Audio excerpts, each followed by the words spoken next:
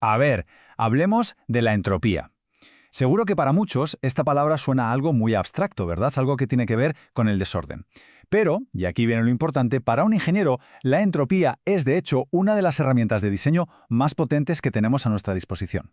Así que vamos a sumergirnos en cómo se utiliza de verdad para optimizar procesos industriales. Vale, vamos a imaginarlo. Pensemos en una planta química a gran escala. Tenemos reactores, compresores, intercambiadores de calor, un montón de equipos y todos, absolutamente todos, consumiendo energía.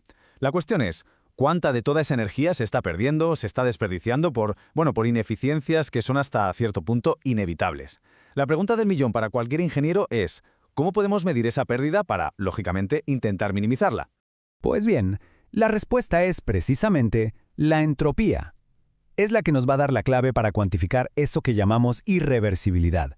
Ojo, que no es más que un término técnico para la energía que, digamos, se ha degradado. Es energía que ya no podemos aprovechar para hacer un trabajo útil. Así de simple. Por lo tanto, si aprendemos a calcularla, a ponerle un número, entonces aprenderemos a optimizar cualquier proceso. Perfecto, pues esta va a ser nuestra hoja de ruta. Primero, entenderemos por qué la entropía es una herramienta de diseño. Luego veremos los 3 procesos fundamentales con los que trabajamos siempre. Después, nos meteremos de lleno en cómo calcular el cambio de entropía. Lo aplicaremos a un caso práctico muy común, calentar agua. Compararemos los procesos reales con los ideales, que es clave, y finalmente cerraremos con lo esencial para dominar la segunda ley. ¡Vamos a ello! Bueno, pues vamos al lío, entramos en materia. Vamos a desgranar por qué la entropía es mucho más que un concepto teórico de libro de texto. Es una herramienta de diseño fundamental en nuestro día a día como ingenieros. Vale, todo empieza aquí, con la definición de Clausius. Pero, atención, la clave de todo, lo que hace que esto sea útil, está en estas 2 palabras, función de estado. ¿Y esto qué quiere decir en la práctica? Pues algo muy potente, que si queremos calcular el cambio de entropía entre un estado inicial, llamémosle A, y uno final B, nos da exactamente igual el camino real y complicado que haya seguido el proceso. El resultado va a ser siempre el mismo. Y aquí está el truco, la magia que nos permite hacer los cálculos. Pensemos, por ejemplo, en un compresor real. El proceso que ocurre dentro es increíblemente complejo, es irreversible, un lío. Pero, y aquí viene lo bueno, para calcular su cambio de entropía no necesitamos para nada meternos en ese jardín. Podemos, literalmente, inventarnos un camino hipotético, uno que sea sencillo, reversible y que conecte el mismo punto de inicio y el mismo punto de fin. Esta idea es la que lo cambia todo y nos simplifica los cálculos de una forma brutal. Muy bien, entonces, ¿cómo aplicamos esta idea de los caminos hipotéticos? Pues resulta que en ingeniería la gran mayoría de procesos se pueden modelar, o al menos aproximar, a través de 3 de estos caminos fundamentales. Fijaos en este mapa conceptual, que nos da una visión de conjunto perfecta. Tenemos 3 rutas principales que son nuestro pan de cada día. Los procesos a temperatura constante, es decir, isotérmicos, los que son a presión constante, los isobáricos, y los que son a volumen constante, los isocóricos. Pero lo más importante de todo es entender que no son 3 cosas aisladas, ¿eh? Todas, las 3, salen de una única expresión general. Venga, vamos a poner esto en el contexto de equipos industriales de verdad, para que se vea claro. Los procesos isotérmicos, por ejemplo, son lo que ocurre en condensadores y evaporadores, donde hay un cambio de fase a temperatura constante.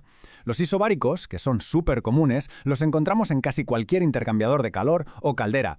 Y los isocóricos, pues en un tanque helado, un reactor batch o un autoclave. Es que es fundamental conectar siempre la teoría con la práctica. Muy bien. Ahora que tenemos el mapa, vamos a la parte matemática. Vamos a ver cómo se calculan de verdad estos cambios de entropía. Fijaos bien, estas 2 son, por así decirlo, nuestras ecuaciones maestras. Son el punto de partida para todo. Dependiendo de los datos que tengamos a mano, si son temperatura y volumen o temperatura y presión, pues elegimos una o la otra. A partir de aquí, todo el trabajo consiste en coger la ecuación que nos convenga y simplificarla para el proceso que estemos estudiando. Si es T constante, P constante o V constante, el término correspondiente se va y listo. Este diagrama, el de temperatura contra entropía, o TS, es súper útil, es muy visual. Fijaos bien en las 2 curvas. Si partimos del mismo punto y aumentamos la temperatura la misma cantidad, vemos que la línea azul, que es el proceso isobárico, acaba con una entropía mucho mayor que la morada, la del isocórico. ¿Y por qué? Bueno, la razón es bastante lógica. A presión constante, el sistema no solo tiene que calentarse, también se expande, y tiene que hacer un trabajo para ello. Pues bien, esa expansión también genera entropía. Vale. Y ahora un detalle crucial para hacer cálculos de ingeniería de verdad, no de examen de primero. En el mundo real, la capacidad calorífica, la ACP, no es un valor constante, ni mucho menos. Cambia con la temperatura. Si usamos un valor promedio para un salto de temperatura grande, el error que metemos puede ser enorme. Por eso, en la práctica profesional, lo que hacemos es usar estas expresiones polinómicas. Los coeficientes A, B, C se buscan en tablas de datos para cada sustancia y listo. Precisión máxima. Perfecto. Pues ahora vamos a poner todo esto en práctica con un ejemplo clásico, un proceso que está en todas partes. Vamos a calcular qué pasa al generar vapor sobrecalentado partiendo de agua líquida. La estrategia aquí es siempre la misma. Dividir un problema que parece complejo en trozos pequeños y manejables. Primero, calculamos el cambio de entropía para calentar el agua líquida. Es un proceso isobárico. Segundo, el cambio de fase, la vaporización.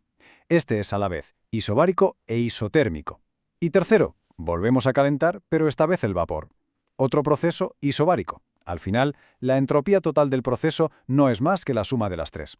Y si hacemos los cálculos y sumamos las tres etapas, llegamos a este resultado. Un cambio de entropía total positivo de más de 140 julios por Kelvin. El signo, el positivo, tiene todo el sentido del mundo. Nos confirma que hemos metido calor al sistema y, por tanto, hemos aumentado su desorden. Todo encaja. Pero fijaos, lo realmente interesante, la lección clave de este ejemplo, no es el número final, es esto que vemos en el gráfico.